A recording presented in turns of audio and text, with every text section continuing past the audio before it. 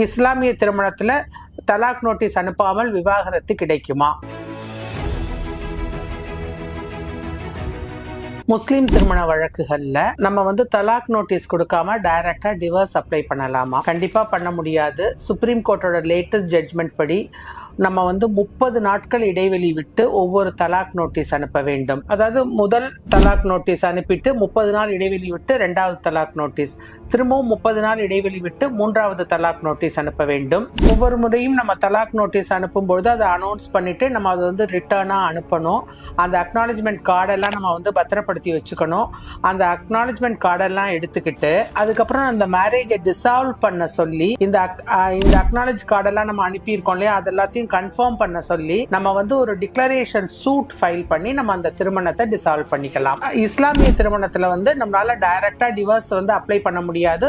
3 தலாக் notice, ஒவ்வொன்றிற்கும் ஒரு மாத இடைவெளி விட்டு 3 தலாக் நோட்டீஸ் அனுப்பிய பிறகுதான் நம்மளால டிவோர்ஸ் அப்ளை செய்ய முடியும். Dear law students and padding advocates, நான் ரேணுகா திருவேங்கடம் வழக்கறிஞர். உங்களுக்கு இதுல ஏதாவது சந்தேகம் இருந்ததுன்னா நீங்க தாராளமா என்னுடைய தொலைபேசியில் தொடர்பு கொண்டு கேளுங்கள். நான் உங்களுக்கு பதில் சொல்கிறேன்.